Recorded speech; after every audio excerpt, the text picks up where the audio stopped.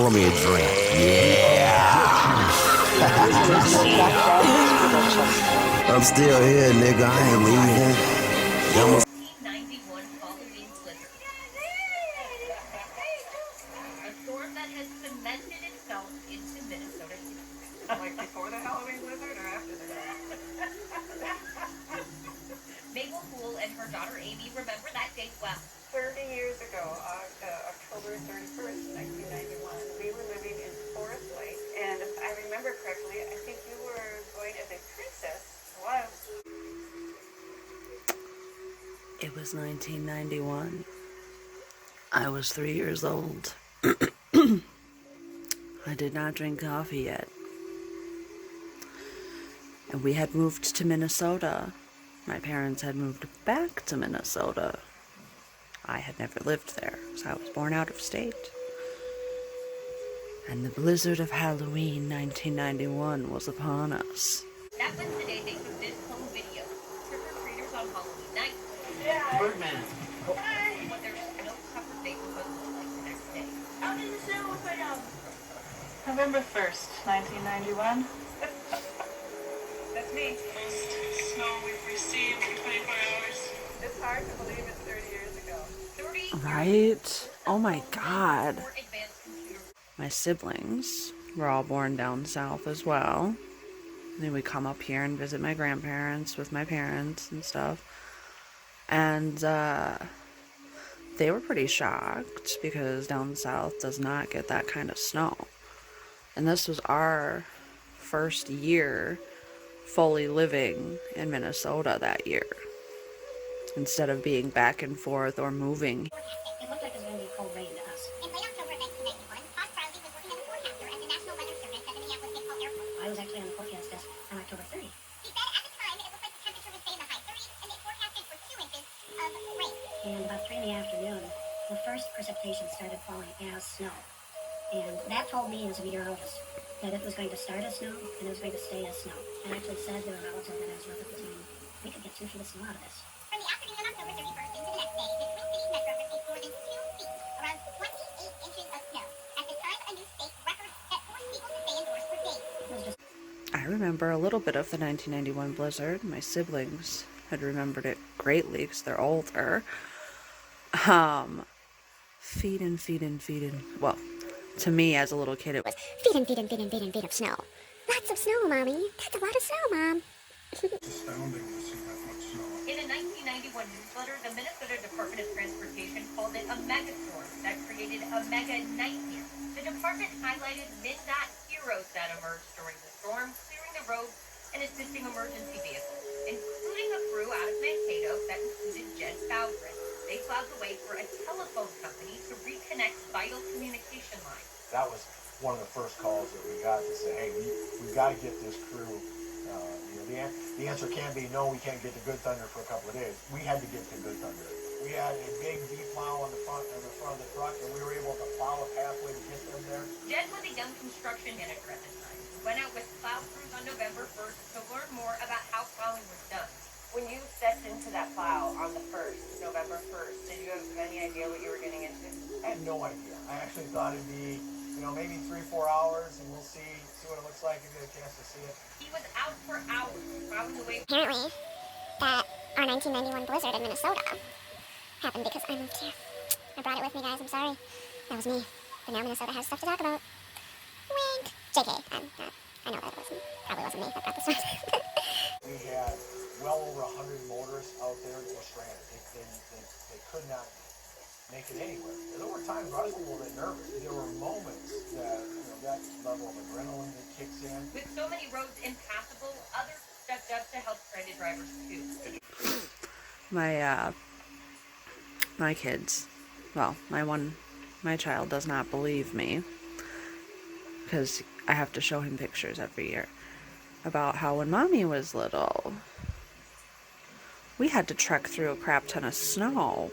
Well, my mom carried me for most of the part, but I had a snowsuit on, I believe. And we went trick-or-treating anyway. Well, we tried trick-or-treats. I don't remember the whole scenario, because He said, get up and look out the window. And so I got up and kind of stumbled over to the window, and I was like, everything was buried. There was cars, it was a street with parking, and every single one of the cars was buried. There was people out there in their shells.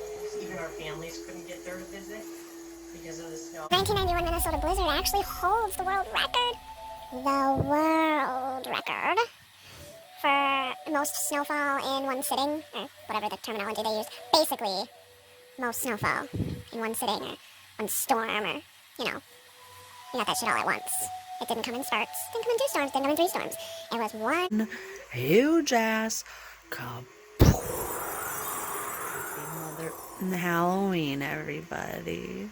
If you like my cat ears, I'll be posting a video of my Halloween makeup at some point.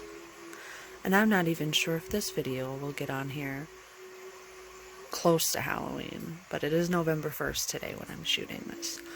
Just a note.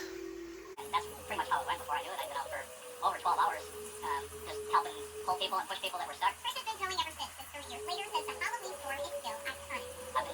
I've been doing this for 34 years, and that still stands out. Even then, the storm immediately became a badge of honor, a catchy t-shirt logo. They made t-shirts whenever this happened, and the t-shirt read, "I survived the blizzard of 1991," and I'm like, I can do better than that. I gave birth on that day, and everyone's like, wow, no way. Frozen candy, frozen pipelines, frozen asses. But we all still did it.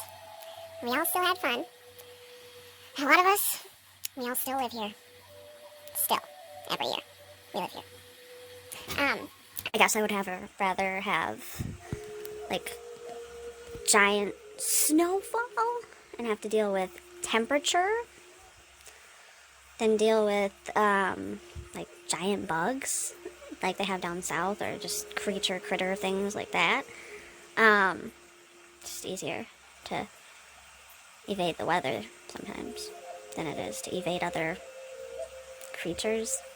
What candy is the least likely to give your kid cavities right away? Which candy is the least damaging? All the candy is damaging. We have different standards now. When I was a kid, Eva Anderson went to a local dentist to rate your treats. You wouldn't want your kiddos to put this in their mouths, but some of their Halloween candy can be just as acidic. Sour candies and gummies are the offenders that pediatric dentist Adina Baratkin says could potentially erode enamel. If you start to, create an acidic environment in your mouth and, leach the minerals from that enamel layer, then you can also, damage the enamel, and that increases your risk of decay. If you're going to do those, eat the candy, limit the time it's in your mouth, don't suck on it and prolong it. Your little princes and princesses could also be at risk of losing their crowns. The coconuts are usually the really sticky candies, so Starburst, Tootsie Rolls, those kind of things, they pull off things their crowns, which some kids have, because they have a larger cavity on a baby tooth. So I've actually had them come to the office with the crown in the Starburst. And this isn't about taking the fun out of the treat fest, it's about thinking smart about what you indulge in. If you can pick, it's always healthier to choose the chocolate or, M&M's and chocolate bars that if you want to stay safe, they said to give them chocolate only to chocolate candies, which I actually kind of agree with. That dentist lady's right. Starbursts and Skittles, or don't eat candy. All I know is I don't eat as much candy as I used to because of the side effects, I can't have that. when you get a little older, you're gonna know. Not. Just stay away from all the candy and brush the teeth. I have regrets about the amount of pop I drank as a kid. And that's on the same ball field. It's not the same ball field. Candy is football. And soda or pop, whichever you call it. And I call it pop, because I'm from Minnesota. It's funny though. Minnesota. Because we have soda in our name, but it's sota. In Minnesota, we don't call soda soda. We don't call soda soda in Minnesota, we call it pop. We don't call soda soda in Minnesota, we call it pop. We don't call soda soda in Minnesota, we call it pop. We don't call soda soda in Minnesota, we call it pop, pop, pop, pop, pop, pop, pop. Okay, I need coffee. Anyway, That was a big tangent.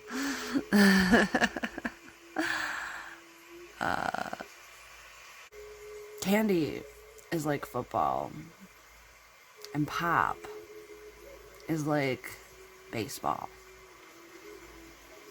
and cookies is like basketball. You're all playing a game. It's a different kind of game because there's different contents, but it's kind of just all the same. So a cookie is a whole different ball game, but it's also the same. As, what are they called? Sour airheads or